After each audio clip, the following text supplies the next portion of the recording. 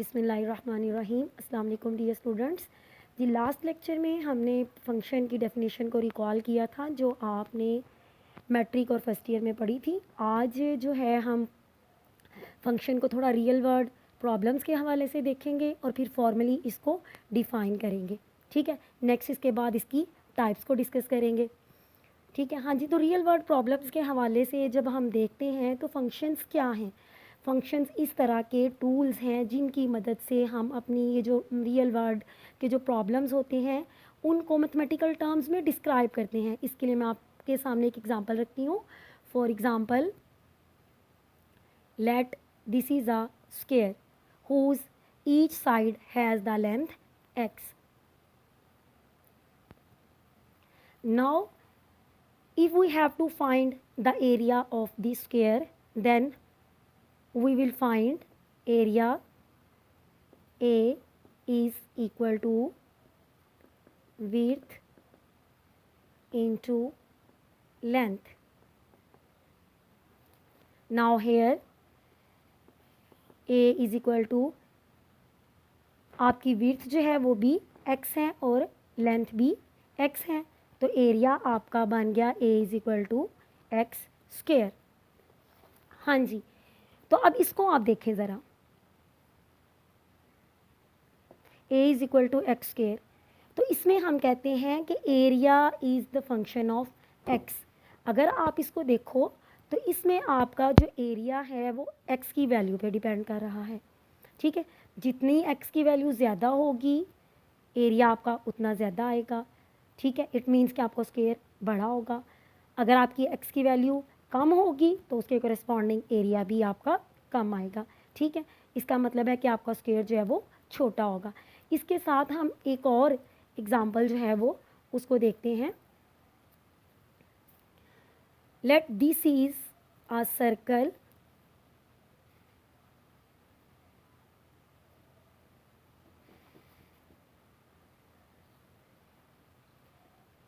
With radius r। ठीक है, अब अगर हमने इसका सर्कमफ्रेंस फाइंड आउट करना है तो उसका हमारे पास जो फार्मूला है c that is equal to 2 pi r।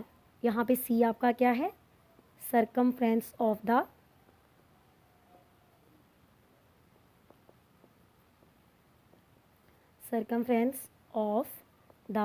Circle. हाँ जी बेटे, अब अगर आप इसमें देखें c is equal to 2 pi r, तो जो सर्कमफ्रेंस है वो किस पे डिपेंड कर रहा है, वो डिपेंड कर रहा है आपके r पे, क्योंकि यहाँ पे 2 पाई क्या है, कांस्टेंट। इसकी वैल्यू जो है वो चेंज नहीं होगी। जो वैल्यू चेंज आप कर सकते हैं वो r, जो रेडियस ऑफ द सर्कल है उसकी वैल्यू चेंज हो सकती है। ठीक है, जितना आपका रेडियस ज़्यादा होगा सर्कमफ्रेंस आपका सर्कल का उतना ज़्यादा आएगा। ठीक है, जितनी वैल्यू आपकी रेडियस की कम होगी सर्कमफ्रेंस कम आएगा। तो फिर यहाँ आपने देखा कि सर्कमफ्रेंस जो है वो डिपेंड कर रहा है रेडियस पे। ठीक है, तो फिर हम कहेंगे कि circumference is the function of the radius r। ठीक है जी, इस तरह और कई ज़्यादा एग्जांपल्स हैं जो आप कर सकते हैं। अब फॉर्मली हम थोड़ा सा जो डेफिनेशन है उसको हम डिफ़ाइन करते हैं फंक्शन की। इसके साथ जो आपने पहले डेफिनेशन फंक्शन की पढ़ी हुई है उसको थोड़ा सा अपने जहन में रखें। मैं दोनों को रिलेट करूँगी और आपको डिस्क्राइब करूँगी कि ये किस तरह दोनों डेफिनेशन सेम हैं। हाँ जी, इसके लिए let x y be the two non empty sets. ठीक है, तो फिर हम कहते हैं कि जो f है ये एक फंक्शन है सेट x से सेट y में। किस तरह ये फंक्शन है, ये एक रूल है या कोरेस्पॉन्डेंस है जो x और y को आपस में इस तरह रिलेट करता है कि it assigns a unique value of set y to every value of set x। हाँ जी, तो इसको ज़रा दोबारा देखें कि हम क्या कहते हैं कि x और y जो है हमारे पास दो नॉन एम्प्टी सेट्स हैं। ठीक है, f जो है it is A rule or a correspondence between two sets x and y such that it assigns a unique value of set y to every value of set x. ठीक है, अब यहाँ पे देखें कि जब आपने पहले फंक्शन को डिफाइन किया था तो वहाँ पे आपने दो कंडीशंस दी थी. अब यहाँ पे ये जो दो वर्ड्स हैं यूनिक और एवरी, ये दोनों आपकी उन दो कंडीशंस को सेटिस्फाई करते हैं. किस तरह? देखें, जब आप यूनिक कहते हैं, ठीक है, unique value of set y to every value of set x, जब आप यूनिक कहेंगे, ठीक है, तो फिर जो डोमेन का एलिमेंट है उसमें रेपिटिशन का चांस ख़त्म हो जाता है. और जब आप ये बात करते हैं to every value of set x, ठीक है, तभी जब आप अपने फंक्शन की डोमेन निकालते हैं तो वो आपके सेट x के बराबर आती है. ठीक है, तो फिर इस तरह आपने देखा कि बेसिकली ये यहाँ पे जो हम फॉर्मली फंक्शन को डिफाइन कर रहे हैं ये असल में वही डेफिनेशन है जो आपने ऑलरेडी पढ़ी हुई है. ठीक है, हाँ जी. अब आगे जो है इसके साथ हम फंक्शन की जो टाइप्स हैं उनको थोड़ा सा डिस्कस करते हैं.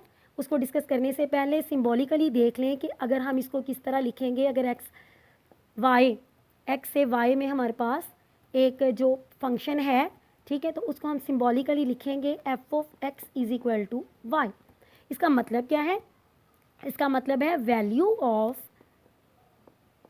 X, value of f at x, यानी कि आप का जो फंक्शन है वो आपको क्या वैल्यू दे रहा है जब आप उसको वैल्यू एक्स देते हैं, दैट इज़ वाई. ठीक है जी. अब इसके लिए जो है चले मैं आपको एक एग्जांपल भी करवा देती हूँ, उसके बाद जो है वो टाइप्स को हम थोड़ा डिस्कस करते हैं. Say this is your set x, this is your set y. ठीक है, इसमें एलिमेंट है आपके पास 1 2 3, यहाँ पे है 1 4 9. ठीक है जी, इस तरह. अब यहाँ पे जो मैं फंक्शन डिफाइन करने लगी हूँ that is f of x is equal to x square. ठीक है, आप वैल्यू दें एक्स की 1 का स्क्वेयर, ठीक है, दैट इज़ 1. अब उसके बाद एफ ऑफ 2 दैट इज़ 4. ठीक है, एफ ऑफ 3 तो ये आपके पास आ जाएगा 3 का स्क्वेयर दैट इज़ 9. और ये आपके पास जो है ये 2 का स्क्वेयर बना है क्योंकि हमारा एक्स यहाँ पे क्या है, 2 है. हाँ जी, तो इसके साथ अब आप देखें कि आपने ये जो वैल्यूज़ एक्स और वाई में जो आपने फंक्शन डिफाइन किया है, 1 जो है वो आपका असाइन होगा 1 को, 2 असाइन होगा 4 को और 3 असाइन होगा 9 को. तो अब इसका मतलब है कि जो आपका 1 है इसकी 1 पे जो फंक्शनल वैल्यू है दैट इज़ 1, 2 पे जो फंक्शनल वैल्यू है दैट इज़ 4 और 3 पे जो फंक्शनल वैल्यू है दैट इज़ 9. ठीक है जी. आई होप के फंक्शन की वैल्यू किस तरह फाइंड आउट करनी है वो थोड़ा आपको आइडिया हो गया होगा. ठीक है, इसके एग्जांपल्स भी हुई हैं बुक में, आप उनको भी काइंडली देखें. ठीक है, अब इसके साथ जो है वो हम फंक्शन की जो टाइप्स हैं उनको थोड़ा सा देखते हैं. हाँ जी बेटा, नेक्स्ट वन है जो हमारा topic that is types of function. ठीक है जी. अब इसकी जो टाइप्स हैं इनमें पहले नंबर पे है अलजेब्राइक फंक्शन. अलजेब्राइक फंक्शन जो हैं वो कौन से फंक्शन हैं? हाँ जी, अलजेब्राइक फंक्शंस ऐसे फंक्शंस हैं जिन्हें हम अलजेब्राइक एक्सप्रेशंस की हेल्प से डिस्क्राइब करते हैं. अब ये जो अलजेब्राइक फंक्शंस हैं इनकी सब टाइप्स हैं. उसमें पहले नंबर पे है पॉलीनोमियल फंक्शन. हाँ जी, अब पॉलीनोमियल फंक्शन क्या है? ऐसा function which can be written in the form p of x is equal to a n x की power n plus a n minus 1 x की power n minus 1 plus a n minus 2 x की power n minus 2 so on a 1 x plus a not. हाँ जी, अब यहाँ जितने भी ये आपके पास ए एंस a n minus 1, a n minus 2, so on, a1 a naught है. These all belongs to set of real numbers. ठीक है. और जो n है that is non negative integer, that is non negative integer. हाँ जी. अब ये जितने ए एन्स हैं ये सारे रियल नंबर्स हैं, बाकी किसी पे कोई कंडीशन नहीं है. यहाँ पे जो आपका ए एन है इस पे ये कंडीशन है कि ये ज़ीरो नहीं हो सकता. ये क्यों नहीं ज़ीरो हो सकता, इसके ज़ीरो होने से क्या प्रॉब्लम आती है देखते हैं. फ़र्ज़ करें हमारे पास एक फंक्शन है that is a polynomial function, से 4x³ plus 2x square plus 3x plus 1. हाँ जी. अब इसमें देखें, अगर आप अपने जो आपको पहले मैंने जनरल इसकी फॉर्म लिख के दी है वहाँ पे देखें तो आपका जो ए एन है दैट इज़ 4 और जो आपका n है दैट इज़ 3. ठीक है. अब ये जो ए एन है ये ज़ीरो क्यों नहीं हो सकता, इसी एग्जांपल में हम इसे ज़ीरो लेके देखते हैं. ठीक है. तो हमारा फंक्शन क्या बन जाएगा, f of x is equal to 0x³ plus 2x square plus 3x plus 1. ठीक है. अब 0x³ जब ज़ीरो किसी चीज़ से मल्टीप्लाई होते हैं तो क्या करते हैं, उसको ज़ीरो कर देते हैं. तो ये एक्सप्रेशन क्या रह जाएगा, 2x square plus 3x plus 1. तो यहाँ आपने देखा कि अगर हमारा ए एन जो इस फंक्शन में 4 है, अगर हम उसकी वैल्यू ज़ीरो रखते हैं तो हमारा जो पॉलिनोमियल है, जो जहाँ पहले n की जो हमारी वैल्यू थी वो 3 थी, अब यहाँ पे देखें n की वैल्यू 2 हो गई. ठीक है. क्योंकि इसमें वेरिएबल की जो हाईएस्ट पावर है पहले वाले में 3 है, यहाँ पे 2 हो गई है. अब ये जो वेरिएबल की हाईएस्ट पावर है ये क्या करती है, ये डिग्री ऑफ द पॉलिनोमियल को डिस्क्राइब करती है. ठीक है. यानी कि जो हमारे हमने पहले डिफाइन किया पॉलिनोमियल ए एन वाला, उसमें n क्या है, डिग्री ऑफ द पॉलिनोमियल, और ये क्या होती है, power of the variable that is highest in the polynomial. हाँ जी. तो ये जो पहला पॉलिनोमियल है ये डिग्री 3 का है, और जब हमने ए एन की वैल्यू ज़ीरो कर दी तो जो हमारे पास नेक्स्ट पॉलिनोमियल बाकी बचा वो डिग्री 2 का हो गया. तो फिर यहाँ से आपको पता चला कि जो है जनाब आपका ए एन जो है वो ज़ीरो नहीं हो सकता. हाँ जी. अब इसके बाद जो है, अब हम नेक्स्ट पॉलिनोमियल के बाद आगे है जनाब लीनियर फंक्शन. इसकी जो सेकंड टाइप है अलजेब्राइक की दैट इज़ लीनियर फंक्शन. हाँ जी. ये जो लीनियर फंक्शन है बेटे एफ, ये एक्स से वाई में किस तरह का फंक्शन है कि ये हमारे पास ऐसा पॉलिनोमियल है जिसकी डिग्री 1 है. अगर हम इसको इसकी जनरल फॉर्म देखें तो that is f of x is equal to a x plus b. A x plus b, यहाँ पे ए और बी जो हैं वो रियल नंबर्स हैं. A b belongs to R and x is the variable. ठीक है. That belongs to the set x. तो ये हमारे पास लीनियर फंक्शन की डेफिनेशन है. अगर अब आपसे कोई पूछे कि जी लीनियर फंक्शन क्या है तो आप कहेंगे कि लीनियर फंक्शन एक ऐसा फंक्शन है जो कि पॉलिनोमियल फंक्शन है और इसमें जो वेरिएबल की हाईएस्ट पावर है दैट इज़ 1. ठीक है जी. अब लीनियर फंक्शन के बाद आगे है आइडेंटिटी फंक्शन. ठीक है जी. नंबर 3 पे आइडेंटिटी फंक्शन. हाँ जी. अब आइडेंटिटी फंक्शन क्या है, आइडेंटिटी फंक्शन के लिए बच्चे आपका एक्स सेट और वाई सेट दोनों सेम होते हैं, यानी कि आपका जो एक्स सेट है वही आपका वाई सेट भी है.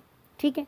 ये सेम सेट से सेम सेट में डिफाइन होता है, जैसे I X is equal to X, यानी कि इसमें हर वैल्यू अपने आप को करेस्पॉन्ड करती है. अगर मैं इसकी आपको एक एग्जांपल दूँ, 1 2 3. ठीक है. 1 2 3 तो 1 1 को कोरिस्पॉन्ड करेगा, 2 2 को कोरिस्पॉन्ड करेगा, 3 3 को। तो ये हमारा बनेगा एफ ऑफ 1 या एफ की बजाय क्योंकि आइडेंटिटी फंक्शन है तो हम इसको I of 1 equal 1, I of 2 equal 2, I of 3 equal 3। यानी कि आइडेंटिटी फंक्शन में क्या होता है कि पूरा सेट अपने आप पे मैप होता है। ठीक है, असाइन करने को हम ये भी कहते हैं कि हम एक सेट को दूसरे सेट पे मैप कर रहे हैं। ठीक है, इसमें यानी कि हर वैल्यू अपने कोरिस्पॉन्डिंग वैल्यू के पास जाके मैप होती है। हाँ जी, अब आइडेंटिटी फंक्शन के बाद हम आते हैं कांस्टेंट फंक्शन की तरफ। The next one is constant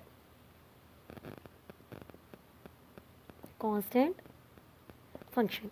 हाँ जी, ये f जो है हमारा x से y में क्या है, इस तरह का फंक्शन है कि ये क्या करते हैं, इसमें हम क्या करते हैं कि y में से कोई एक नंबर लेके उसको फिक्स कर लेते हैं। से मैंने यहाँ पे c जो है वो लिया y में से, ठीक है, और उसको मैंने फिक्स कर लिया। अब क्या होगा कि f of x equal c for all x belonging to x, यानी कि पूरे का पूरा आपका जो सेट है x वो y की एक सिंगल वैल्यू c पे मैप होगा। इसके लिए भी आप एक एग्जांपल देख लें, से 1 2 3, ठीक है, a b c, ठीक है, जैसे हमने उसमें c कंसीडर किया था इसी तरह मैंने यहाँ पे एक सेट ले लिया। तो यहाँ पे क्या होगा 1c 2c 3c, ये हमने जो फंक्शन डिफाइन किया ये क्या है, constant function. f of 1 b आपका c है, f ऑफ 2b आपका c है और f ऑफ 3b आपका c है। यानी कि पूरे का पूरा आपका जो सेट x है किस तरह है कि वो सारे का सारा y की एक सिंगल वैल्यू पे जाके मैप हो रहा है। ठीक है जी, तो ये हो गई भाई हमारे पास जो हम डिस्कस कर रहे थे पॉलिनोमियल फंक्शन की एग्जांपल्स। अब इसमें जो लास्ट रह गई है दैट इज़ रैशनल फंक्शन।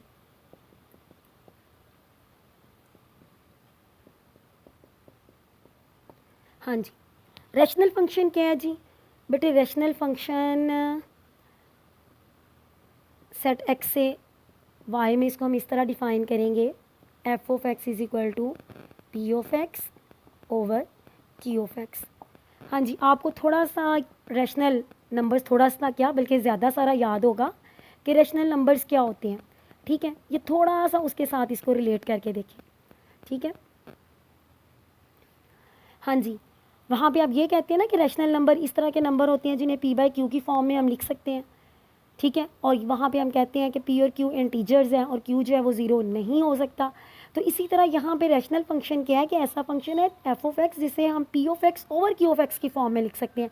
यहाँ पे p ऑफ x और q ऑफ x दोनों क्या है, पॉलिनॉमियल है। ठीक है, और साथ में q ऑफ x पे शर्त है क्या है कि ये जो है ये ज़ीरो नहीं हो सकता। जैसे अगर मैं इसकी आपके सामने एक एग्जांपल लिखूं, f of x is equal to x square plus x over x plus 1। ठीक है जी, तो यहाँ पे साथ में क्या कंडीशन है कि x plus 1 is not equal to 0। तो ये बेटे क्या है, ये है आपका रैशनल फंक्शन। आज के लिए इतना ही। आप फंक्शन की डेफिनेशन को देखेंगे, ठीक है, और उसकी टाइप्स को और उसके साथ जो एग्जांपल्स बुक पे सॉल्व हुई हैं उनको देखिए। ठीक है, समझने की कोशिश कीजिए। अगर कोई प्रॉब्लम हुई तो प्लीज़ मुझे ज़रूर कॉन्टैक्ट कीजिएगा।